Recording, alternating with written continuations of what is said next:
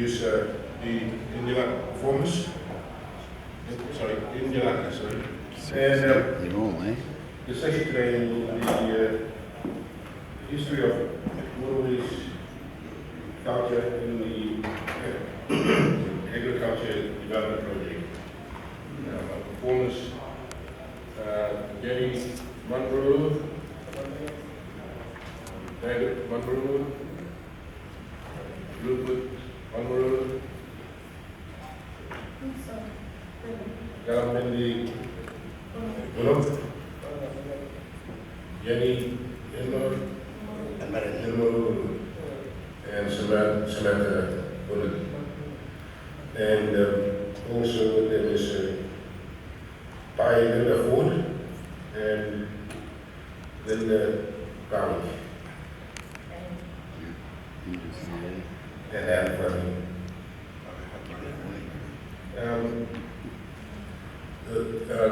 Linda will open the session. And Linda is a senior Maranello woman who are new in the Finnish River, from the Finnish River region, and is a senior research fellow at the Northern Institute of Charlestown University.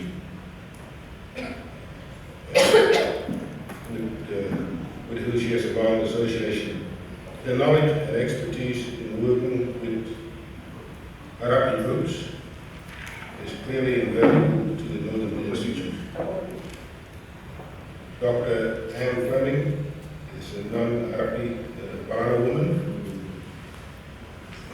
and is the agriculture manager with the Department of Primary Industry and Fisheries in the Northern Territory. The scientific brain. Rupert Munro is a ceremony man from That visit to your aquaculture centre was good. He's also the agriculture manager with the Department of Primary Industries. Sorry. He's a senior ceremony man from where we at South Goldman Island. And is a senior agricultural consultant with the under Waterway Agriculture Development Project and chairperson of Yak Bunny Aboriginal Corporation. Ms.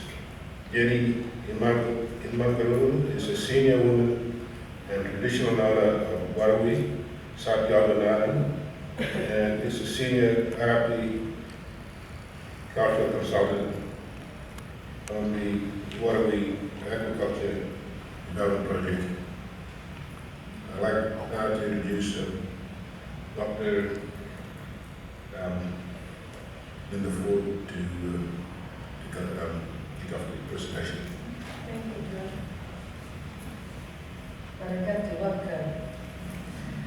I'd like to acknowledge the ancestors whose land that we're doing this presentation at the AIATSIS 50 Years On conference. And to start off the proceedings, I'd like to call on the senior ceremony people from Waterloo and to start with the Indian repertoire. Mark. Yeah.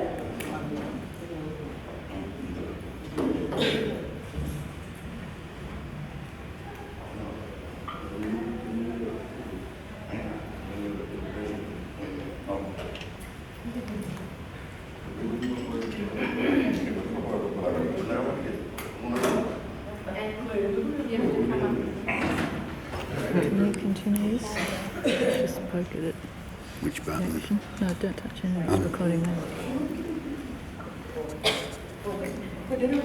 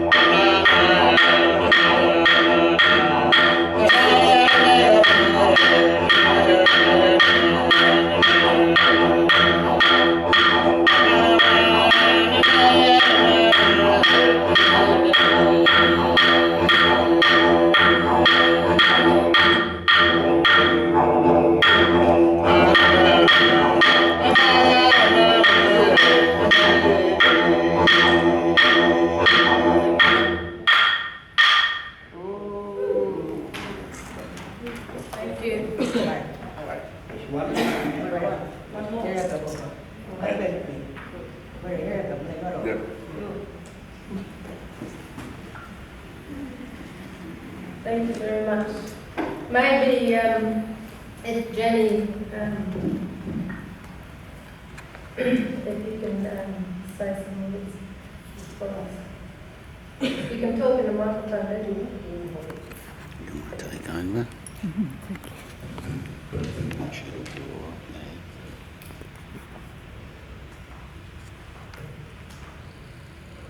Hello everybody. This song Igalaku was sung by my husband's father, and there's a lot of film shots that they've took in the early missionaries with Axel Konya, and his son decided to follow his dad's footsteps, so David singing and he's passing on to his 3 sons. And we've been working with with Linda Barwick, Isabel O'Keefe, Ellen Merritt recording and done a lot of research on Igalaku. So that's an important ceremony for you and all your family back at Waterloo? Yes, it is important because what my husband thinking is pass it on to his children and they'll pass it on to their children.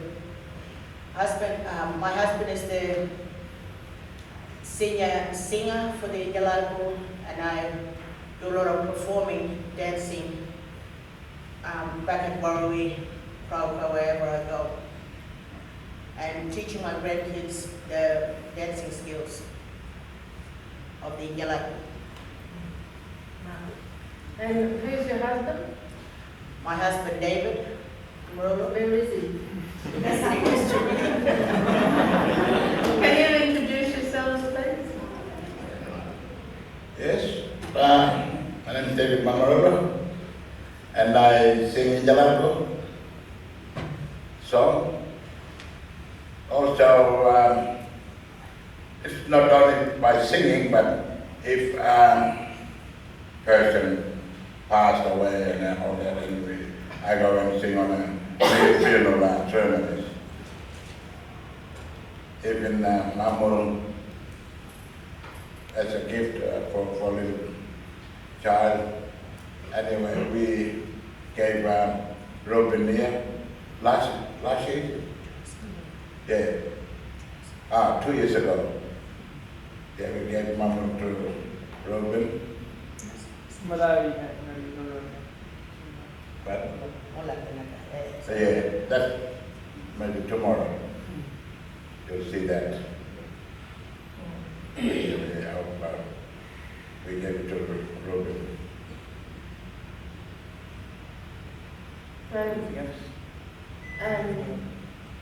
Who's your son? The youngest.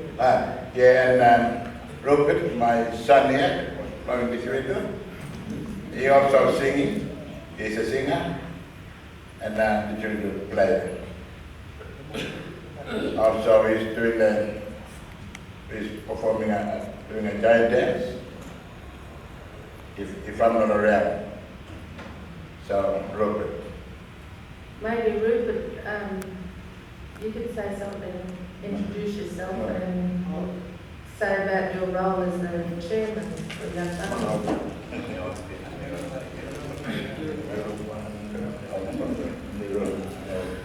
Hello everybody, my name is Rupert Mamuru, son of Jenny and David. They've only got 3 sons, so I'm in the middle. That's why they picked me to follow them around. My dad, he passed on all the knowledge from his dad to him and then to me. And in my background, growing up, I wanted to be a person that can grow up and live in both cultures, in European and non-Indigenous and Indigenous culture. So I'm a traditional man myself, and I've also been elected as a Yakbani chairperson. And Yakbani has been Pollock himself, he's been talking about it for the last, say, 10 years or more than that, for as I know. And he started working with Anne Fleming, talking about agriculture and stuff and all that. And yeah, yeah, Pollock, it's Pollock Laminates. Can you introduce yourself and say about your vision, please? Hello, yes, my name is Kuno Kalamina. I'm senior elder leader on the island, ceremonial leader. I'm also, I think David didn't explain that it's my song, Ijalargo is my mother. That's, his father is my uncle. That's my mother's song. So I don't sing, I don't dance, but I'm Jumba and I'm a that's like I'm not, yeah, well, you might say boss, but that's my mother's song. You probably see, some of you anthropologists here have seen the work of my two uncles, after Axel Pond, Nalarama, that book called Nalarama, that was your encounter. That's where the, well, not where the song, but it's, they're performing that as part of that's their grandmother's country. Anyway, my name is Puno, and I've Rupert just mentioned about Yagbani. Yagbani is an Aboriginal corporation incorporated, and Ori now has been registered now. We're just about ready to kick off. I am one of the Directors. I was the one that started off years ago. Talking about setting up corporations, like Aboriginal corporations, so that our own people can take over, especially the agriculture part of the project, which is Anne Fleming, head of Anne Fleming. She knows where I started, and I've been around seeing some of the work that the fishery have done, and I'm interested in the agriculture side of the project, where Yagbani is playing a major role in the setting up of that. At the end of your project, we're trying to set up a little business, little factory, so that we can then harvest, process it, and hopefully export it in the next 5-10 years. Hopefully agriculture will start to produce. We'll be exporting tripping sea slug, what are those fish timber, or what do we call your? But it's a delicacy, Southeast Asian one. So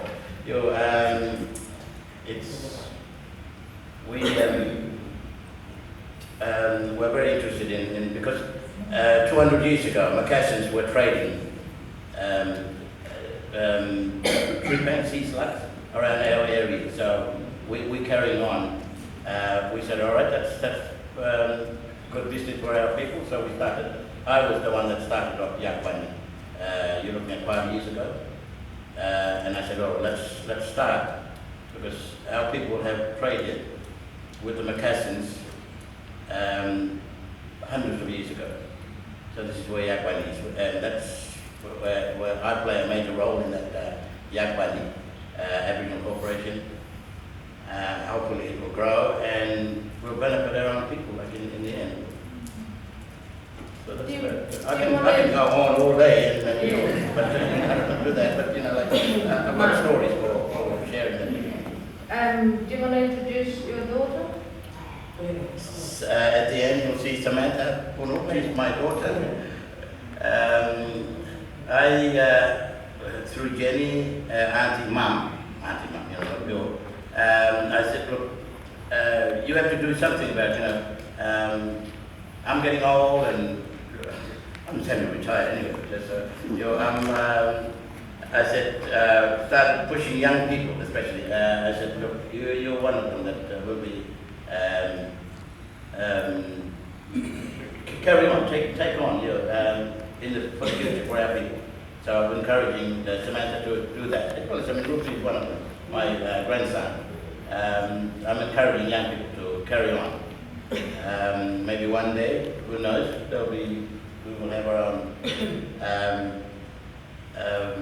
people who will be running the business on the island. Linda, is that right? No. So I said, I can go on. Samantha, can you say hi to everyone?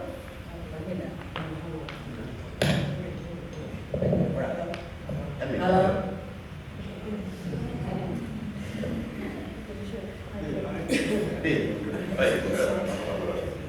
It's nice for me to be here with my dad, my auntie, my cousin brother, my sister.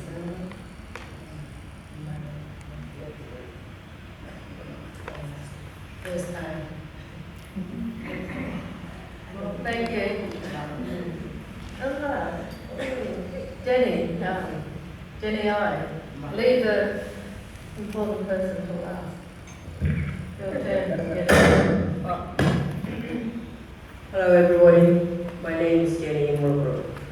I'm the TO for Waterloo, and I'm also a leader.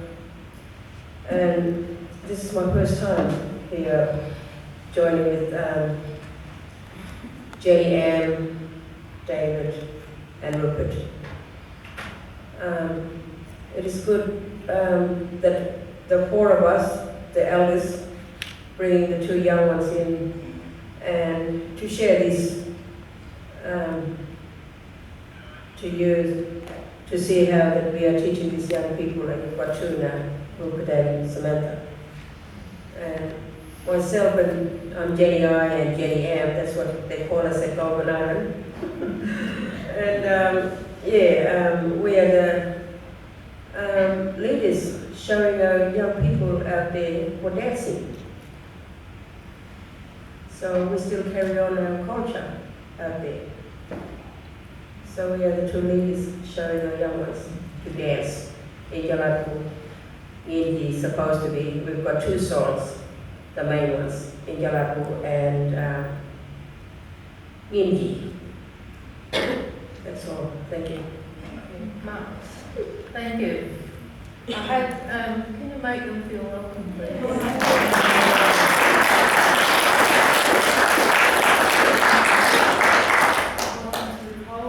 Yes,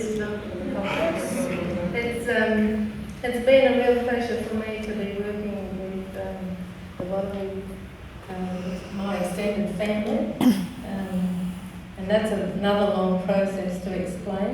But one of their family lived on my country with my mothers and my uncles and my grandfather, and helped grow me up when I was little. And so when Anne Fleming over there from the Northern Territory Government approached me last year to come and work with her on her project, with the aquaculture project, they said, oh, just come out. And I said, oh, no. I strictly follow Aboriginal protocol and ethics. I said, I have to go and talk to Jenny I. She's a traditional owner out there, and that's who I know.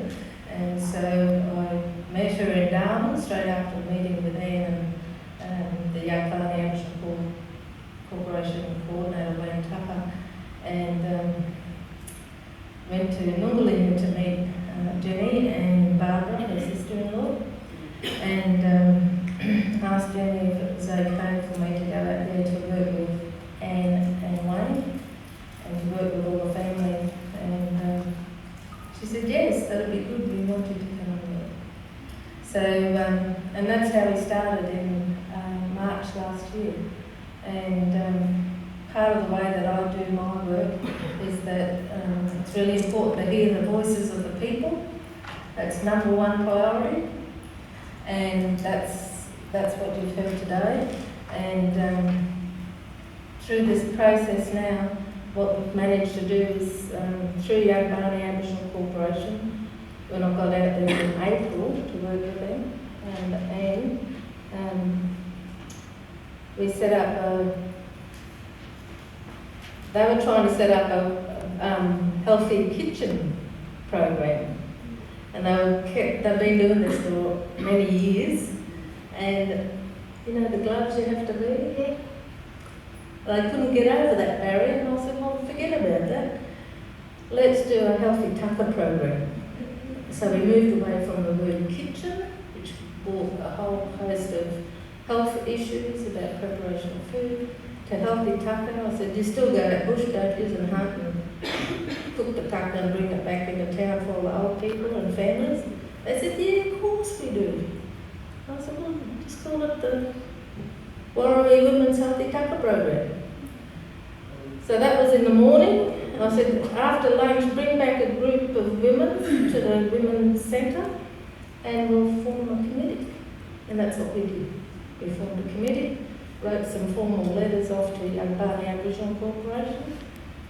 And that afternoon there was a meeting over at Young Barney with the community and the board members and the members, which consisted of all these people plus more, and we got that endorsed. So that was one program, and the other one is the Indigenous Knowledge Program. Where's my poster?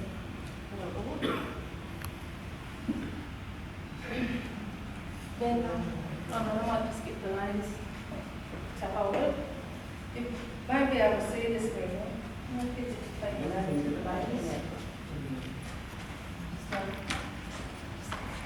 Ben, just take it over there, please. Ben's one of my colleagues from the Women's Institute. I was going with this. But when I met with Jenny M and Jenny I, and Anne Kelly and Barbara Golder, I said, have you got any, it'd be good to do a seasonal wheel, like the one for Ngami seasons, if you've seen that from Native River, which is from my country, my grandmother's country, and the other one from Galway, Elko Island, through Kathy Buttigieg's work. Anyway, I showed them those posters and I said, we can do something like that for this huge big poster they had at the school. And Trevor Van Meren worked on this last week and produced this based on the photos that Anne and I had taken of their seasonal wheel that those people had developed back in the 90s. You might have to correct me if I'm wrong. Yeah, back in the 90s, with one of the linguistic, and the chart is almost 20 years old, that they celebrated when they came out to celebrate that we've got a radar station at Open Island. And also, not only the radar, but they celebrated the Warrawee season chart. And the people that did the original design, were those people up in the corner that do that? The people were Rosemary, my auntie, May Mayanga, she's my mom's sister, so she's my gamu, yes. And my brother-in-law, Ralph Kubadol, and Maggie, my one of my granddaughter. So they've worked really hard just to make this. People didn't know that they've already made a season charts till I started working 12 years ago, and I found this and I said, oh, it's going to be a really good project for not only our school, but maybe we'll go back and show our kids. So there should be another website on bombs anytime, probably this month, next month. The mid-years have done with one of the teacher before she left. And that's in draft form, that poster. Is there some people that have passed away that did the original one? Yeah.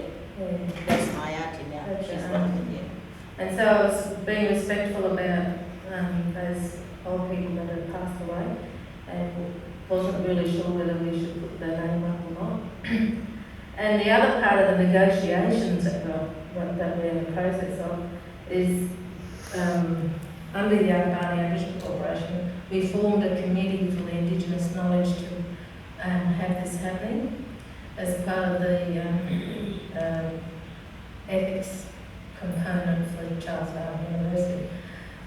But let's not forget, it's not just about Western ethics, it's about Arab ethics and my ethics that we bring to the table that make this partnership happen. And it's a lot of hard work. For those of you that are working with government, well, it is hard work. We've got sponsors on the bottom, and the Akbani Aboriginal Corporation are still new and they haven't really designed their logo yet. But for the purposes of this presentation, I asked the artists and all the old people that are sitting there if it was okay to use Rupert Stoneaxe screening and typed up Akbani Aboriginal Corporation under that. Now maybe David or Cormac or Jenny, you want to tell a story for Stoneaxe? Well, Stoneaxe is, in our Dreamtime story, it's about a crow. Goulburn Island was one big island, but there was a creek in the middle, and there was a special tree that nobody weren't allowed to chop it down. So the sea eagle used to go out hunting, and the crow was just being lazed around, depending on other people to bring out food for him. So one evening he said, "Oh, I'm getting sick and tired of eating bones and scraps, so I'll have to go and make a Stoneaxe." So which he did. Everybody was still asleep, and he went and started chopping the tree. And when he chopped halfway in the middle, the water started to come out, and it flooded the place, and the tree fell down. And he threw the Stoneaxe, and it's over near White Cliff, near Sandy Creek 1 in mainland. Yeah. And so that's why part of the negotiations for the last almost 12 months now, to the day, was to get the logo in draft, and eventually that will have to go back to the people and have a talk about that. But it's been very good to get the endorsement of the local Aboriginal Corporation to support the work that we're doing, particularly for NT Government and Charles Darwin University as outsiders, and a Fishery Development Research Corporation who's sponsored Dr. Ian Fleming.